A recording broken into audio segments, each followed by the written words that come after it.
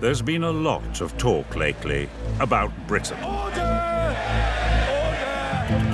About who belongs and who doesn't. Now, science is about to reveal the truth about where we come from and who we really are. It may be that we have to rethink some of our notions of what it is to be British. It's a story that begins around 10,000 years ago, before Britain became an island and our first ancestors arrived. Certainly, I think people are in for a bit of a shock. We're following Britain's most ambitious ancient human DNA project ever. We're not just conjuring this up out of nowhere. We really do have scientific data. Scientists will analyze the entire DNA of Britain's oldest complete skeleton. Maybe there's a good reason why he was lying on his own in that cave. Maybe there's something really special about him. Shedding light on unanswered questions. It'd be nice to find where his closest relatives are. And the world's foremost prehistoric model makers will bring him back to life. I would like to see the faces of the people who will see these reconstructions. You can say this is your ancestor. Allowing us to come face to face with the first modern Brit. 1, 2, 3.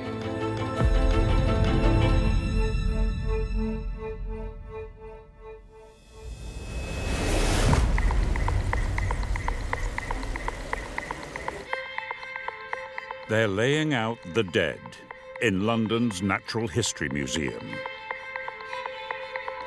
There are a staggering 80 million specimens here. But this is among the most precious. It's the oldest complete skeleton ever found in Britain. An extraordinary 10,000 years old. It's known as Cheddar Man. It's very unusual to find any material really from this time period. So to find a complete skeleton like Cheddar Man is actually quite amazing. Cheddar Man was unearthed a little more than 100 years ago in Goff's Cave in Cheddar Gorge, Somerset. Workers were opening up a new show cave, big business at the time, when they dug up the complete skeleton.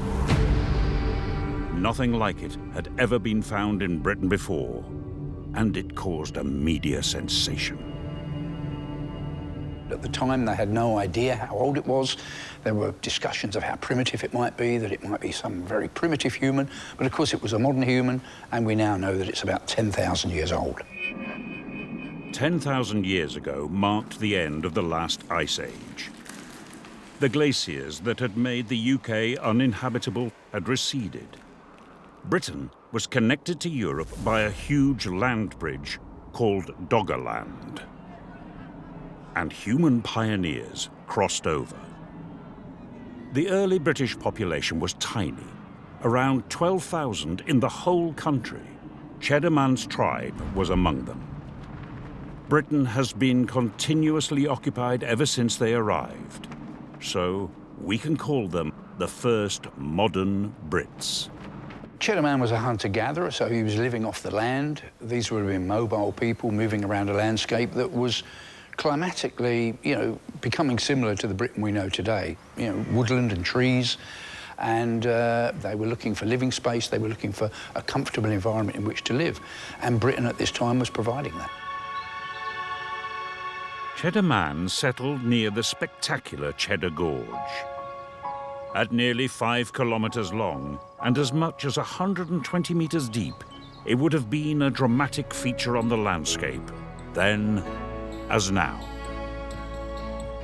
The era was called the Mesolithic, the Middle Stone Age, a time before farming. And Cheddar Man and his tribe chose Cheddar Gorge for a reason. So we think Cheddar Gorge would have been a good place for humans to live at that time because, first of all, there were good water supplies there. Those water supplies will also have attracted game to drink from those water supplies. You will have a slightly more sheltered environment. So this would be a good place to exploit a variety of resources. At the bottom of the gorge, Gough's Cave remains one of Britain's most important prehistoric sites. A replica skeleton marks the spot where Cheddar Man was found.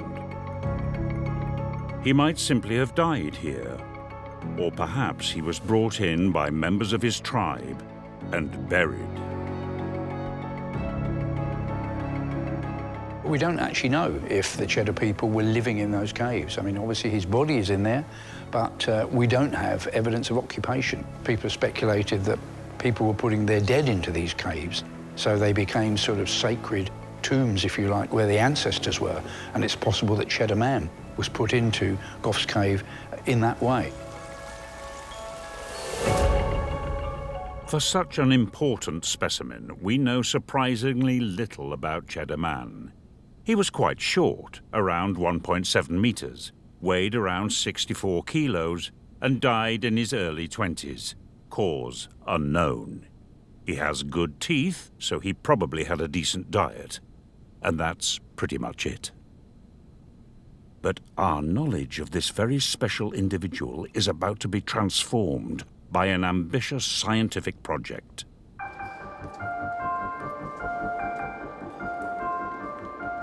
A team at the Natural History Museum, genetics professor Ian Barnes, and his colleague, Dr. Selina Brace, will carry out the first ever full DNA analysis of Cheddar Man. Something that's only possible now because of spectacular breakthroughs in DNA science. The technology for doing DNA sequencing has changed absolutely massively in the last 10 years. Until about the beginning of 2007, 2008, we were using a technology that had been around for maybe 20 years or so. And that was very good, it was very efficient, and we knew what we were doing, but the amount of DNA sequence we could generate was very low. Now, I can do the work in one day that would have taken maybe 2 or 3 years to have generated. No British individual this old has ever had their genome successfully tested, and the team hopes to solve some long-standing mysteries about our early history. What did the first Brit look like? What was his skin color? Where did his ancestors come from? And 300 generations later, how does he relate to us today? I think that's what's fantastic here, is that chance to build up a complete picture about one famous individual, one famous person who died 10,000 years ago. First, though, the team must take a careful look at the skeleton and work out how to extract his DNA. We don't really know, I think, what posture he had when he was found. So whether he was laid out like this or whether he was more sort of tightly curled up or, yeah. When you first come looking at a skeleton and trying to work out where you might want to drill into that skeleton to get some bone powder for DNA analysis, you're looking at the best type of bone that you can get. Typically, our favourite bone of choice, as it were, is the petrous bone. It's a bit of the inner ear bone that extends into the skull, inside the skull. Can you just sort of hold it to the side for me so I can see how that petrous is looking? Okay, so... Well, I want to actually get, if I'm going to drill through, I'd want to go up in there. Yeah, okay. Yeah. I think that looks like it's going to be accessible. But extracting DNA from bones this old is a big challenge. The reason that we sample from that one piece of bone is that the amount of human DNA compared to the amount of bacterial DNA that we find is much better for that bone than it is for all the other bones in the body. And it's a rather specialised operation. I'm not that good at doing it, so luckily enough, my colleague Selina Brace will be doing that job, and she has a lot of experience with it.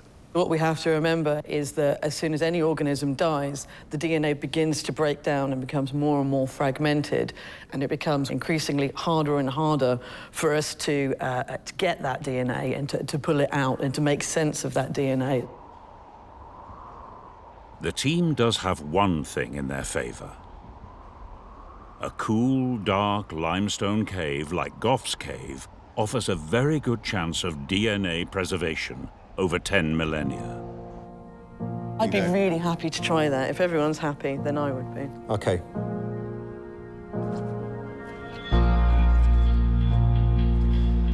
Priceless skull in hand, Selina's about to enter the part of the museum the public doesn't see, where she and more than 350 other scientists carry out cutting-edge research. The museum's ancient DNA lab is one of only a handful on the planet that are capable of carrying out this work. One of the major problems with working with ancient DNA is that of contamination from modern DNA. We have to be completely covered from head to toe. We wear special suits because we are, in fact, like a walking bit of contaminant, a walking bit of modern DNA. The ambitious project is costly, and the team knows the stakes are high. It's something that no one's done before. It's just going to be really exciting. I have to admit, it's also a little bit terrifying, the idea of putting a drill into such an iconic skeleton. This is probably the one shot that we have of recovering DNA from this specimen. The pressure's on.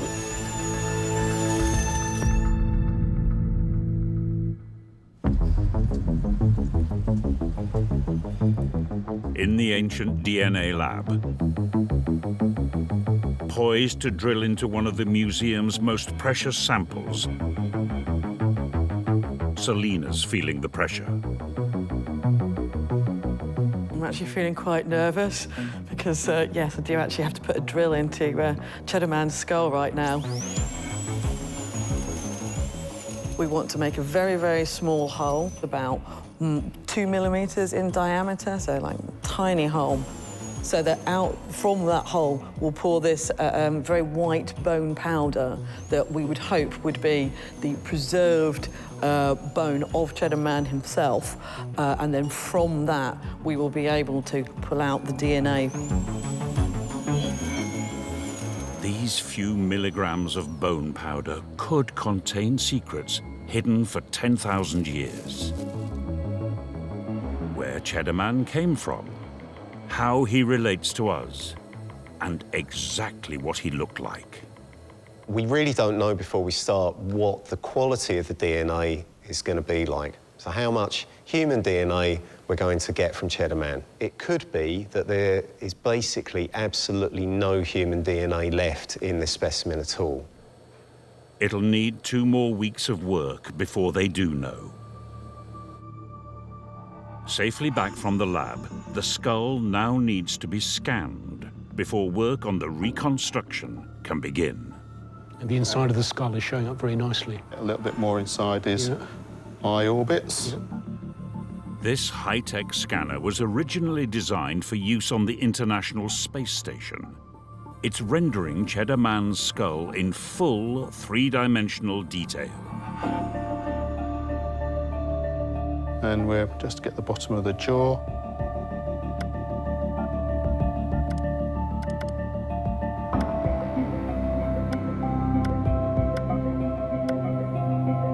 Now, at the flick of a switch in Holland, a 3D printer will turn the data into physical reality. In a mere 19 hours.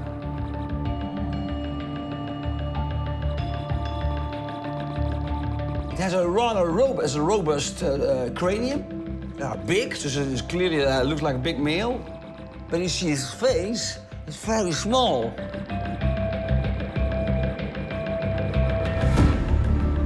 Dutch identical twins Adrie and Alphonse Kennis are among the world's leading prehistoric model makers.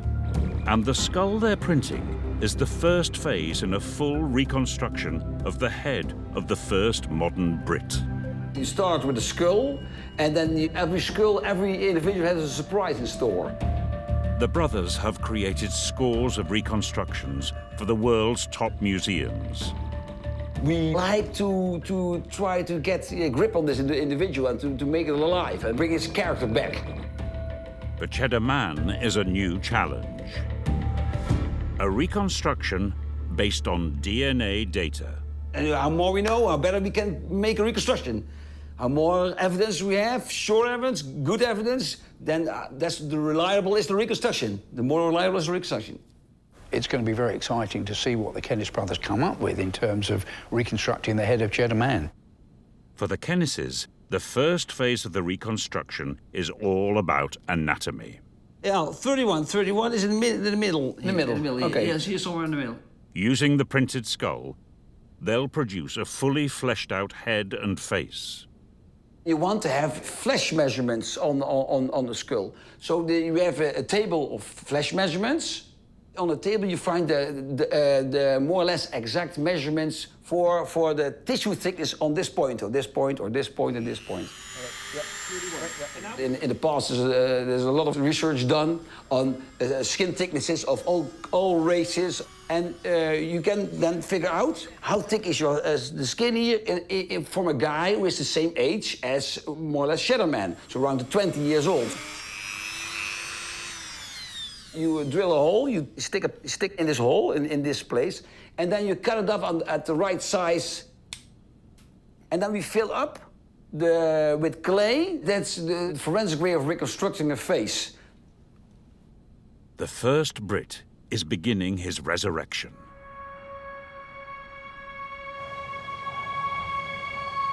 But 10,000 years ago in Cheddar Gorge, how did he and his people live? They were the last of the hunter-gatherers, before humans discovered farming or metalworking. But they were both creative and inventive. From flints, they made sharp blades called microliths, creating tools and knives for cutting.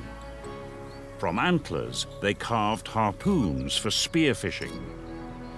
And they were the first humans in Britain to create a vital new weapon, the bow and arrow. They put their inventiveness to good use, as Mesolithic expert Rick Schulting explains. This is long before there was any hint of farming practices in Britain. So they would have been hunting things like red deer, aurochs, which are a very large form of wild cattle, wild boar, and collecting hazelnuts, berries that would be available seasonally.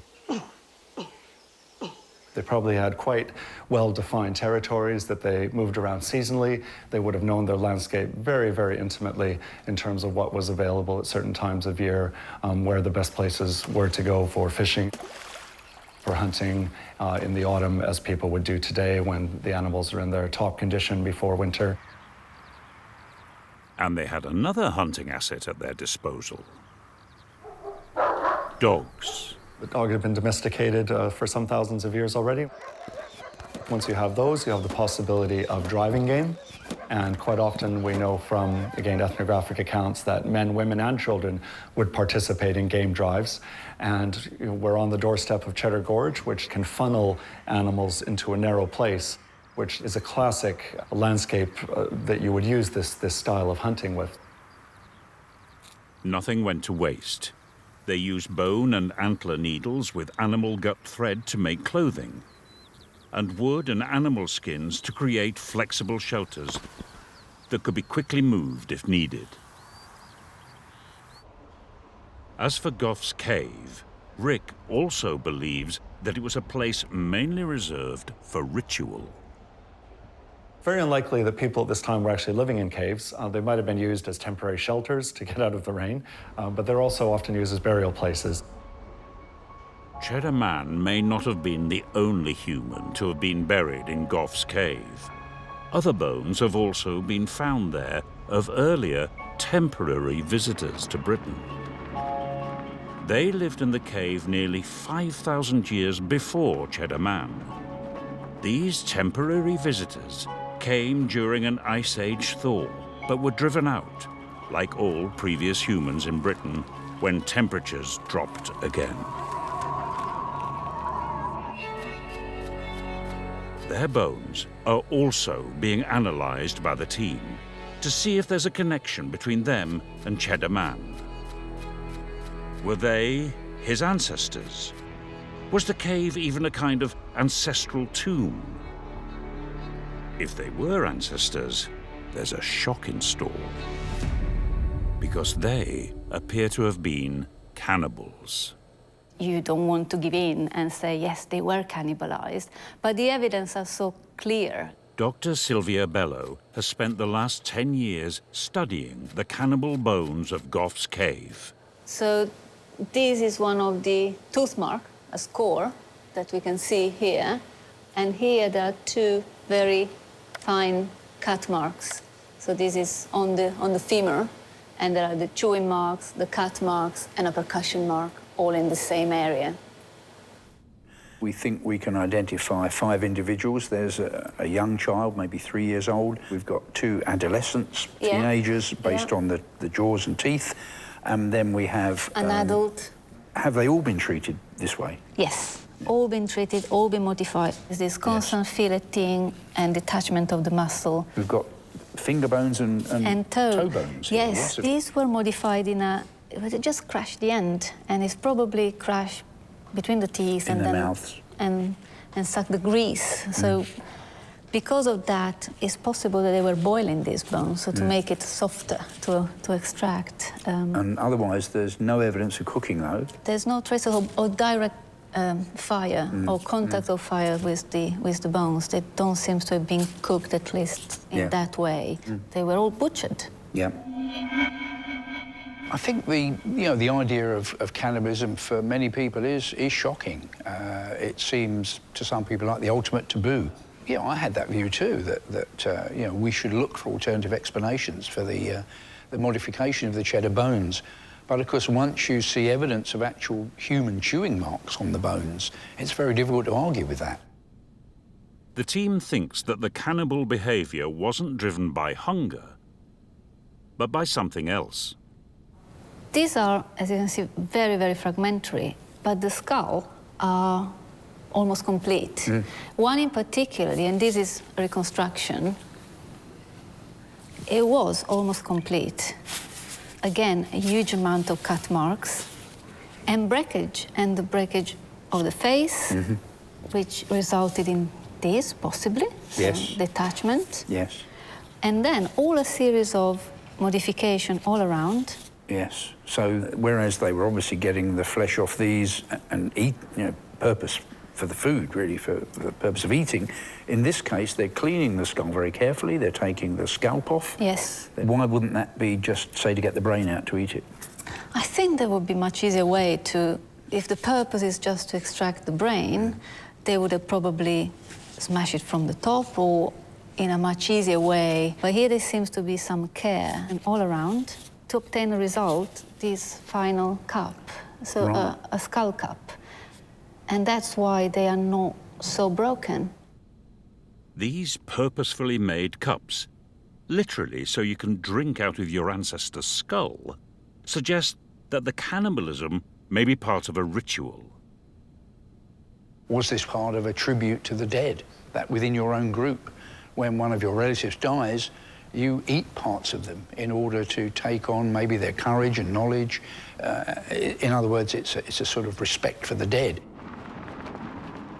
Through DNA analysis, the scientists hope finally to prove whether these older, temporary settlers were Cheddar Man's ancestors.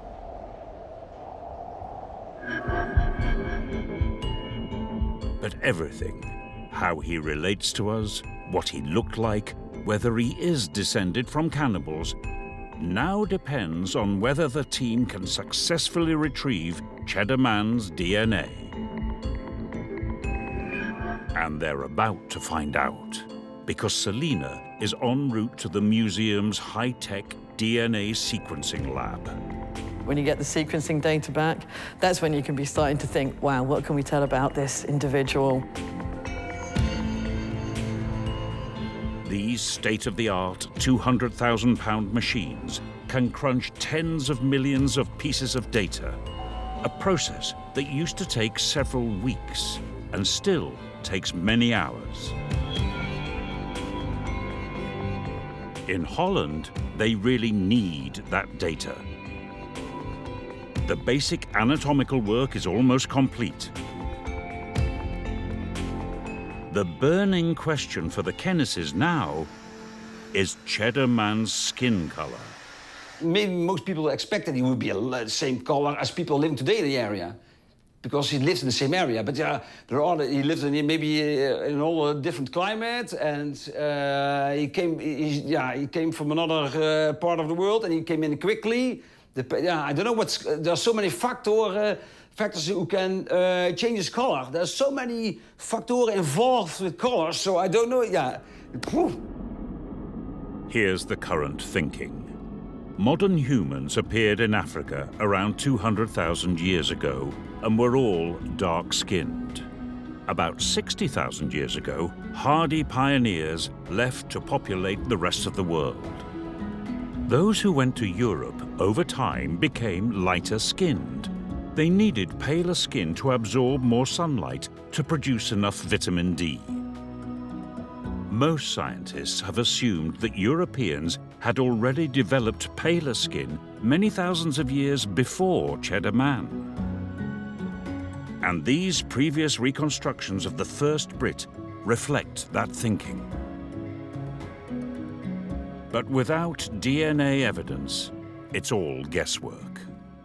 So we really don't have a great idea about what Mesolithic people would have looked like. We assume that they're probably quite similar to people that you see around today. Many people maybe expect that it is maybe a white guy with blonde hair, a kind of Viking.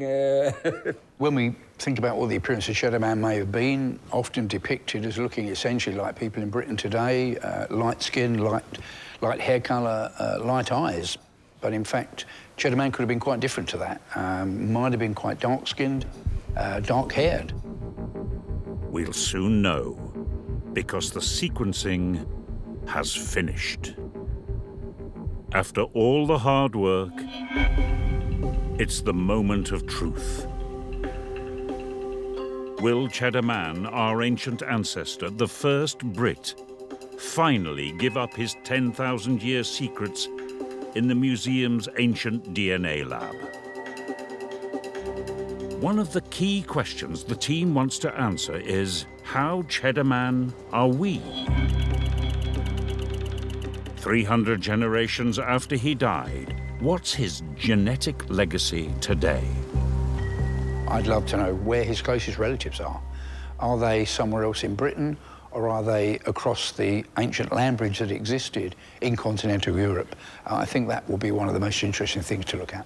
One of the really important questions is to examine his genome and see to what extent we can claim that there is continuity of settlement in Britain from Cheddar Man all the way through to the present day. We might see that there is a reasonable degree of continuity of ancestry going all the way back to Cheddar Man. So we might find that Cheddar Man is actually very similar to many people that live in Britain today.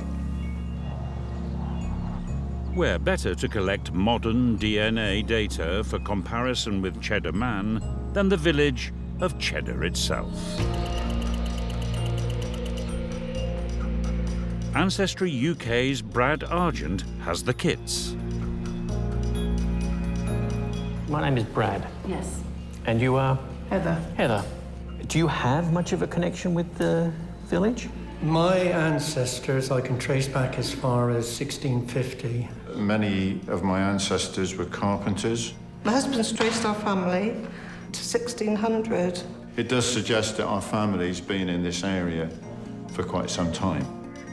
Happily, living DNA donors don't need to have their petrous bone drilled. I'm going to need you to spit into this test tube. It's pretty disgusting, I go, but you know, that's science. A tube full of saliva will do it.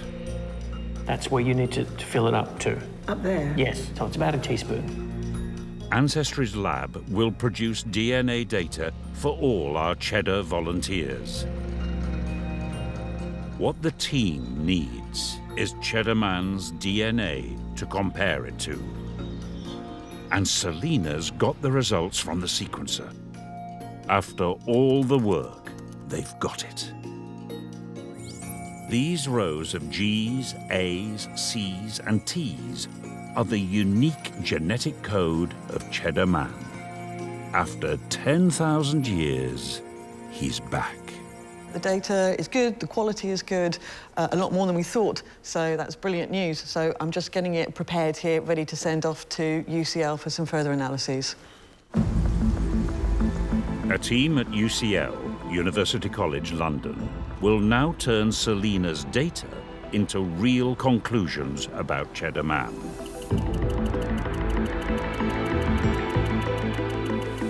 Professor Mark Thomas leads the UCL team, with Dr. Johan Diekman doing the data crunching. So there is coverage on a few SNPs in MC1R. The UCL team are focusing first on what Cheddar Man looked like. What colour or pigment were his hair, eyes and skin? I'm certainly aware that a number of people would have assumed that Cheddar Man had light skin pigmentation, like people living in Britain today. Now, skin pigmentation, the same as eye and hair pigmentation and the shape of hair and so on, these are things that are determined by a number of genes, not just one gene. And we know a lot of those genes. We don't know all of them, but we know a lot of the genes that influence skin pigmentation. And so we can look at those and we can ask, right, does he have the variance that is associated with lighter or darker pigmentation? And by putting those together, using algorithms that have been developed, for example, in forensics, we can get an idea of the levels of pigmentation in the eyes, the skin, and so on. First, eye colour. Research on modern DNA tells the team where the eye colour genes, or markers, are. By comparing those to Cheddar Man's DNA, they get their answer. Result, Cheddar Man had blue eyes. Normally, we think of light blue eyes as being part of a kind of overall package with light skin and blonde hair that you see in general, and it's kind of a marker of European ancestry, or Northern European ancestry. So, maybe the first Brit has the Viking look after all. Next, hair colour. Result, Cheddar Man had dark hair. Not quite such a Viking then. Finally, skin colour. Much more complex genetically, and it looks like there are surprises in store. I looked at two markers that I associate with hypopigmentation, so with light skin, were both absent. We do not find neither of them. So that suggests the absence of a light skin phenotype. Okay. Most likely a dark skin phenotype. Dark skin, especially with blue eyes, is surprising. Now Johan has to work out how dark. I'm trying to increase the power of this prediction to get more of these informative markers by using a surrogate, by using another individual for which we have more data and which is no different to Cheddar Man. And that is what allows me to derive a stronger prediction and really establish Cheddar Man having most likely dark skin. While Johan continues the analysis, the team send the news to the Kennis brothers, who've already started on the task of creating Cheddar Man's skin pigment. Oh, okay. Okay, yeah, the red blushes come through, very nice. The DNA shows that it has a dark skin color, and that's very interesting for a lot of reasons. What's our problem a little bit is that how dark is it in these English conditions? And that still we don't know yet. Always driven by science, the Kennises take their lead from human anatomy. So when they create the skin, they do it in layers, inside a mold with paint and silicone. So we want to do it exactly as a human skin. We do it inside out. So we start with the darkest pigmentation, and then lighter, lighter, lighter, lighter, lighter. And then you see, we build up all those colors and they shine through. And that's why we have to make a lot of tests, because in the beginning it can be horrible if you want to make for the first time a dark skin. So we are still in the middle of what will we choose, which color will we choose. It's not too dark, not too light, be more orange. And then purple, yeah, purple. This has to be like this. While the Kennises wait for more detail on skin colour, Ian and Selina are starting to answer one of the other big questions that have driven the project from the beginning. This is the most recent PCA that we've had. Since Britain was newly inhabited when Cheddar Man arrived, where did his ancestors come from? When we add in our Cheddar Man data, it's falling right here, right at the bottom of the other Mesolithic individuals. The data they're looking at plots other European populations who lived around the same time as Cheddar Man. By comparing his DNA to theirs, they can work out who he's closest to genetically. So the other ones that it's really close to, Cheddar Man's very close to, is Labrania from Spain. This one here. This is Lochbourg, which is Luxembourg. And then this Hungarian individual as well. So, Cheddar Man is genetically close to several other Mesolithic Europeans whose DNA has already been analysed. The surprise is just how closely related they are. They all seem to be part of what the team are calling the Western hunter-gatherers. We're not seeing large differentiation between the population to which he belonged and the populations in, for example, Spain or Germany. I think it would be fair to say that he's more a European than he is a Brit. The team have proved something else, too. Further back in time, Cheddar Man's ancestors came from the Middle East. They move across from the Near East, mix with standing Mesolithic populations that are moving north into Europe, and then end up in Britain, in southern Britain. Yeah, because no one's shown that from Britain before, have they? No. We've got samples from Europe, but so this actually shows that they actually would have come all the way across into the UK as well. Yeah. That's really cool. Scientists have suspected these Middle Eastern origins for a while, but no one has ever proved it in an ancient Britain until now. It seems that Cheddar Man's ancestors moved from Africa into the Middle East. Later, some head west into Europe. And when the ice melts, some go to the limit of the known world, Britain. Later still, about 7,000 years ago, sea levels finally overwhelm Doggerland. And we become the island nation we are today.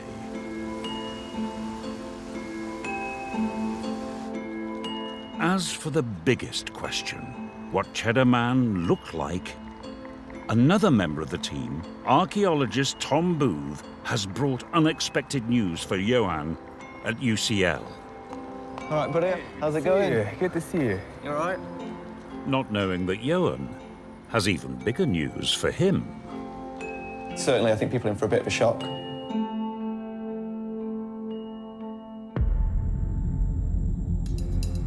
So, at last, Cheddar Man, the first Brit, is finally giving up his DNA secrets.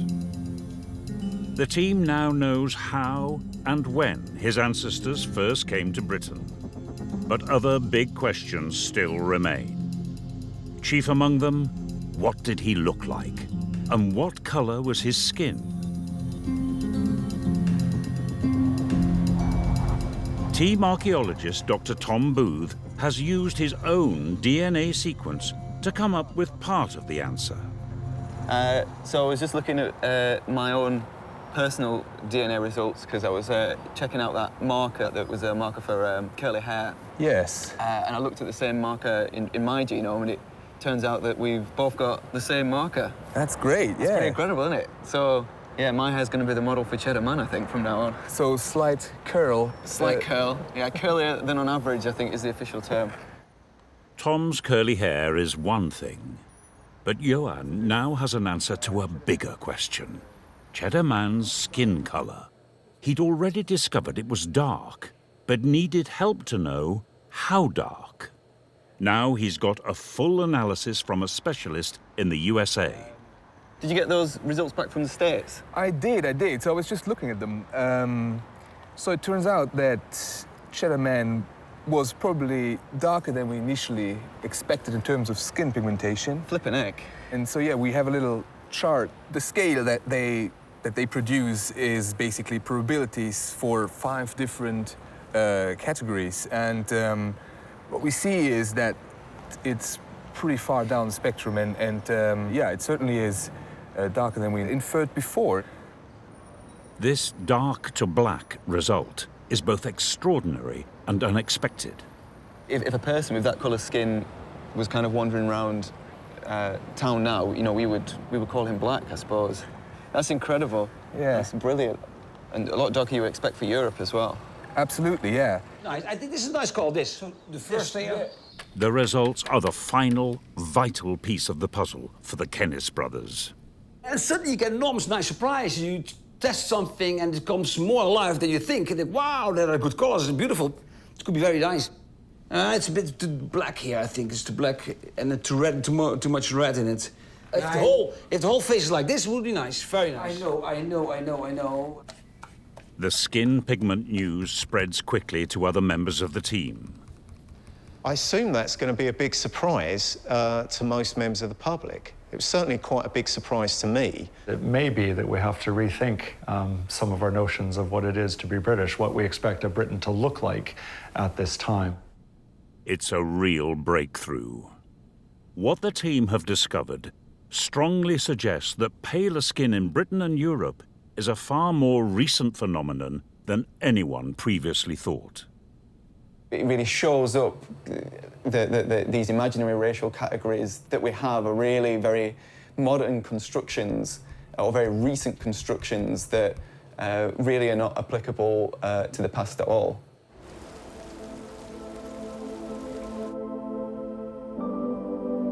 Two weeks later, and the Natural History Museum is about to witness the unveiling of a new head. The first Brit is in town. It's always fun to create a new head. We don't know what kind of reaction we get. Could be surprising, yeah. After all these years of knowing Cheddar Man, which is more than 40 years in my case, it will be great to see this bringing together of artistry and anatomy and DNA.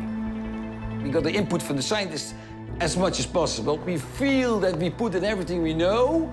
Also interesting to see the faces. It's something that we've now seen all the way through, from taking the bone sample to getting the genome, extracting information, and really unusually for us, actually getting a physical thing, a physical object that we can look at.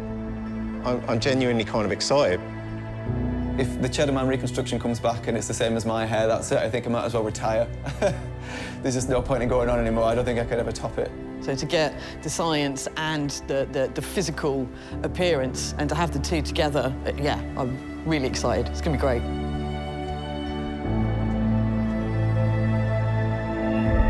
After all the work, the time has come. Nice that you all come here to reveal the Cheddar Man. I want to remind you, it's your data we worked on, so part of it is your work. But here, we will reveal it for you guys. 1, 2, 3. Oh. Hey! Oh, brilliant. Are you shocked already? Here he goes. Quite a delicate jaw and face and teeth, and that comes through, and it's a face that's really quite distinctive. I think it looks great. Combination of the face shape and the skin colour and the eye colour, it all just kind of works together. It's a very broad, big skull. Really, really cool. To have done the genetics for someone, or to have looked at their DNA so closely as we have done with this, and then to actually see that made into flesh is, it's amazing. I guess it's the only time this will ever happen. I think the chemists have done a fantastic job. This area is it's pretty broad. It's very broad. It's a broad face, broader than I expected. Yeah. The light is now picking up his blue eyes. They're really showing now. You have the biggest eyes ever made. And that combination of, quite dark skin and blue eyes is something that we don't imagine is typical. But that was the real appearance of these people, something that's quite rare today. And we're not just conjuring this up out of nowhere. We really do have scientific data. I mean, this is as close as we're going to get to know what Cheddar Man really did look like. He's alive. He's a person now. He's not just bones. It's been a long and extraordinary road. 4 months of work for the artists, 2 years for the scientists, 10 millennia for Cheddar Man, to finally bring us face to face with the first Brit. And what about his genetic legacy today? How Cheddar Man are we? The team looked at data from scores of modern Brits, including our Cheddar volunteers, and compared it with Cheddar Man's DNA. 10,000 years is far too long ago to find direct descendants, but they did discover something surprising. Having identified Cheddar Man as part of the Western hunter-gatherer population, the team searched for that DNA in the modern Brits they analysed, and they found it in pretty much all of them. So, 300 generations on, we're all a little bit Cheddar Man. If we ask the question, to what extent do we have ancestry from the population to which he belonged, then the answer we do have a very good idea about, and it's a good proportion. It's something like 10% of our ancestry comes from that that population. We label those as Western European hunter-gatherers. The final question the scientists posed has also been answered. Cheddar Man shares no direct ancestry with the earlier cannibals. So that's a relief then. But DNA science has truly unlocked the 10,000-year-old secrets of his identity and given a face to our ancestor, the first Brit. He marks the beginning of our national story and has left a genetic legacy that we all still carry with us today. This is the great thing about working in this field. The historical perspective that you get just tells you that things change, things are in flux, and what may seem as cemented truths that people that feel British should have white skin through time is not at all something that is an unmutable truth. It has always changed and it will change.